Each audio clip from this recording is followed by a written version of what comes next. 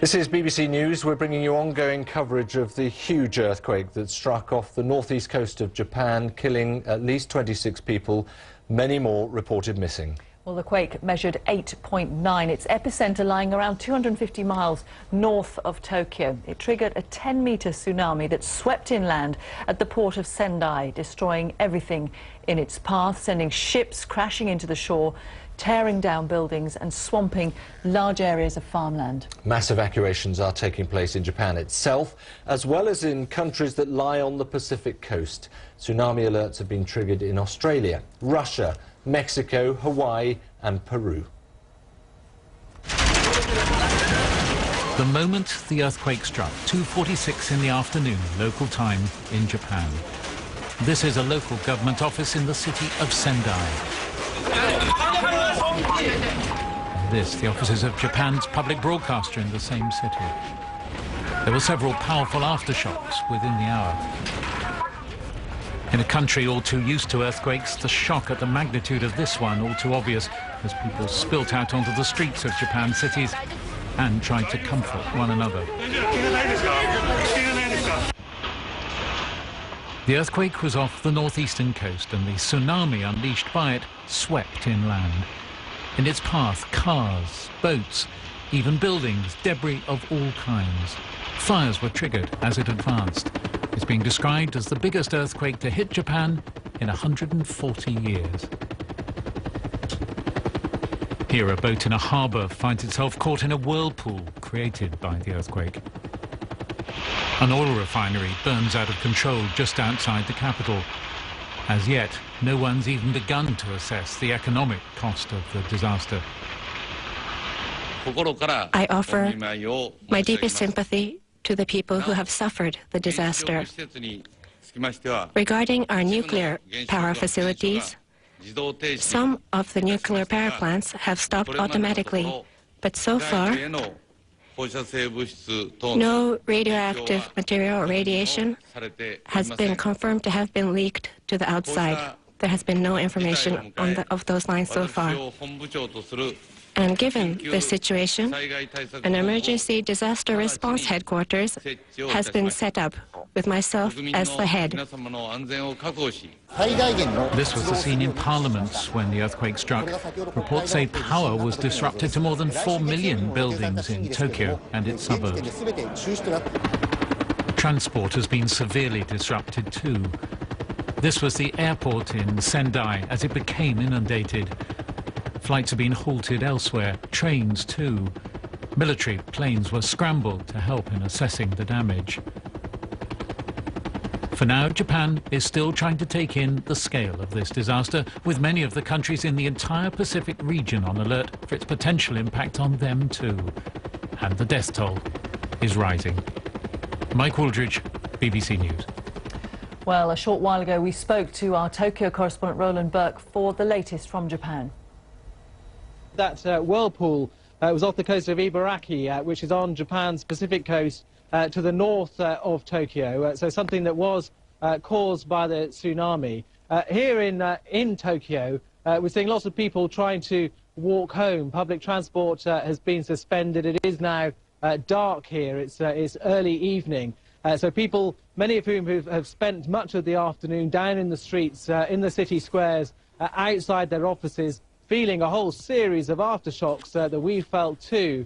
They are now trying to think about how to get home. And the Prime Minister of Japan has said that he's set up an emergency response team within the government that he's leading.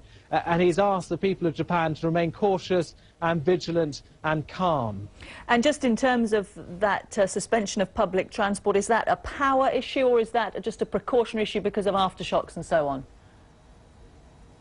It's a precautionary issue. Some of the mobile phone networks are down, but the power is still on in Tokyo. It didn't seem to go out here in the city. The expressways, Tokyo is crisscrossed by expressways that are up pretty high. They're up on flyovers about sort of 5 or 6 stories high.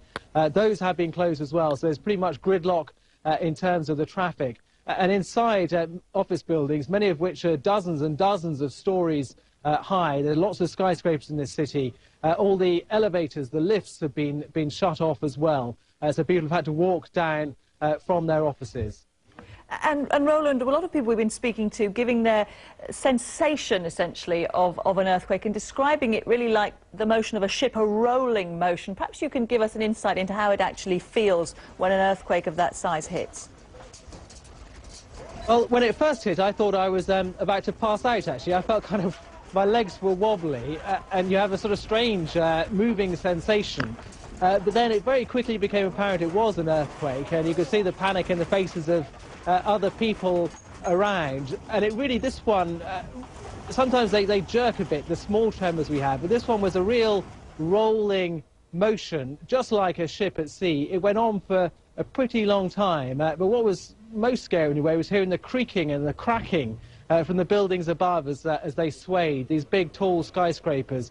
But looking around, the buildings in Tokyo have stood up very well to the effects of the earthquake here, although this, of course, isn't the epicenter. No, but in terms of the buildings, clearly no stranger to seismic activity, the whole of Japan. These buildings presumably are designed with earthquakes in mind and designed in some ways to move, to have some give in them.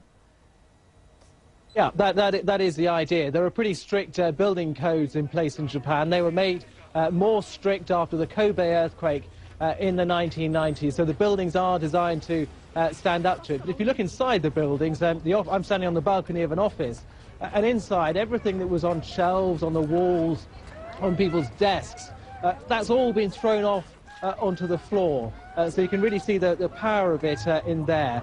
And around the city, there are a few places where there had been fires as well, started by the earthquake. But the real thing that people are watching, and they're seeing it on the big advertising TV hoardings that characterize Tokyo, is that tsunami hitting further to the north, the great wave of mud and debris sweeping across fields and greenhouses and carrying cars and some buildings and ships with it.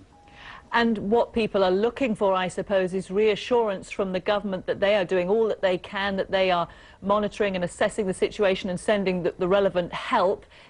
Is that kind of faith in the government likely to be justified? Well, there was some criticism after the Kobe earthquake that the government's response wasn't quite good enough. Certainly, there are plans in place, and the government's sort of emergency response has been started. There are military planes that have been flying over the affected areas, having a look at the damage. There were helicopters very quickly up in the air above Tokyo. But I can tell you what's a more immediate concern, I think, to me, certainly, and probably to many other people in this city, is the aftershocks. So feeling lots of trembles happening and jiggling about of buildings, and you can see the aerials on top of the buildings swaying a bit. And when you felt the ground really rolling, like it did earlier this afternoon, then you lose faith that it's going to stay still. So when you feel a bit of a jiggle in the ground, you worry that maybe another big quake is on the way.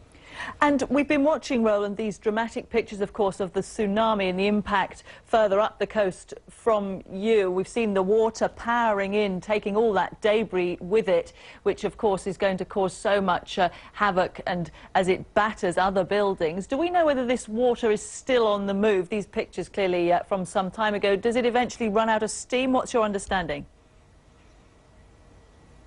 Well, certainly in the Indian Ocean tsunami, and I was there when that happened and experienced that firsthand, there was a wave, there were several sort of surges that came in, but all at one point in time. At the moment, Japan has a tsunami warning system that's in place, and looking on the TV screens, there's a map of the country, and it is still in place for the entire Pacific coast of Honshu and Hokkaido, the big islands of Japan, and right down towards the far south as well. So there's a warning in place that another tsunami might come. But of course, nobody can be certain what will happen, and already the north has been hit by a big tsunami. That was Roland Burke speaking to us just a short while ago from Tokyo. Of course, it's drawing huge international attention. The British Prime Minister David Cameron, who's in Brussels at the moment for an EU summit, has been speaking about the events in Japan. He spoke just a short while ago. Can I first of all say that the first thing we should be thinking about today is sending our sympathies and our condolences to the Japanese people. We've had a terrible reminder of the destructive power of nature, and everyone should be thinking of that country and their people. And I've asked immediately that our government should look at what we can do to help. Well, the ramifications for other countries, of course, are becoming clear. The tsunami warnings have been issued out around the Pacific region, stretching right down as far as South America. This is a map we've got for you. You can see the gold star near the sort of left-handish corner of the sea there. That is the epicenter of the quake itself, and gradually spreading. You can see 3, 6, 9 hours, 12 hours, right across the ocean there. It could indeed reach South America as well. The warning has gone that far afield. Rather closer to home from a Japanese perspective, but some way down to the south there is Taipei, the capital of Taiwan, and that is where Cindy Sue is in the moment. And Cindy, I imagine you are preparing for the tsunami to reach you when? Well, actually, what's interesting is that the tsunami is supposed to have already hit in some of these areas, coastal areas in Taiwan. It's supposed to have hit about half an hour ago and about 15 minutes ago in the second biggest port. But so far, I just got off the phone with the authorities. They said they have noticed no unusual situation. In some places, they measure the waves are only 10 centimeters high. So they're saying that there's actually no major damage right now, no unusual sea wave situation. So I asked them, Taiwan being so close to Japan, why is this the case? And they said, well, it's like something dropping into a tub of water. The water can splash any which way.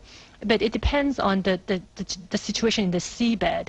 If the seabed has a lot of it's the geology of the seabed. It could make the waves higher than in other areas. So Taiwan is, so far, it seems to be protected. It's a little bit tucked in from the mainland China. So far there have been some evacuations, but no massive evacuations. It's voluntary and no damages so far. Right. Well, that's obviously very encouraging news indeed, and long may that last. But you mentioned evacuations there. What's been the scale of moving people away from the coast? Well, this also shows that the authorities probably are not expecting a disastrous situation. They have not carried out any mandatory evacuations. They've simply gone to coastal areas, including they visited businesses such as bed and breakfast hotels right by the coast, and just advised people to leave the areas. I've called one of the bed and breakfast inns, and they said they left more than half an hour ago, and when they left, the sea looked calm. So they're taking no chances, but so far things are looking pretty good. Right. I mean, the night setting in Taiwan, I imagine nonetheless that everyone is glued to the events that they've been seeing in Japan, and indeed of the fears of that tsunami heading their way. Yes, Taiwan is very familiar with earthquakes, even though tsunamis actually do not happen very often here. In 1999, a huge earthquake killed more than 2,400 people in Taiwan. So the people in Taiwan are definitely worried. It's all over the news channels. And in several cities by the coast, they have asked people to get off work early. They have canceled some after-school classes, and they're telling people to be on alert. Cindy, thank you very much. Cindy Sue in Taipei. Just a line of information coming to us concerning the nuclear facilities in Japan. They were clearly a priority for the Japanese Prime Minister, who was talking about how things were looking a short while ago. We're hearing from Vienna, from the IAEA, that they are happy that 4 nuclear power plants closest to the earthquake have been safely shut down.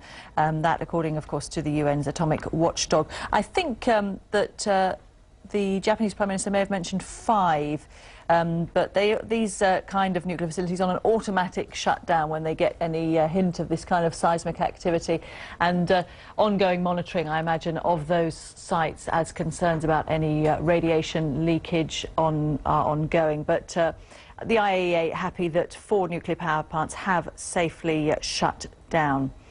Now, we were talking about the ripples of that tsunami and where else warnings are in place. The people of Australia, no strangers to earthquakes. Only last month, a magnitude 6.3 earthquake killing scores of people in the Christchurch area of New Zealand, and Australia as well being familiar with the kind of seismic activity. We can go now to Greg Ward, who joins me from Auckland. Forgive me, some confusion there, Greg, but just tell us about what we're expecting where you are and the kind of ongoing warnings, the timings that you're hearing about. Yes, well, of course, here in New Zealand, Civil Defence have been working exhaustively over the past 3 weeks following the devastating earthquake in Christchurch.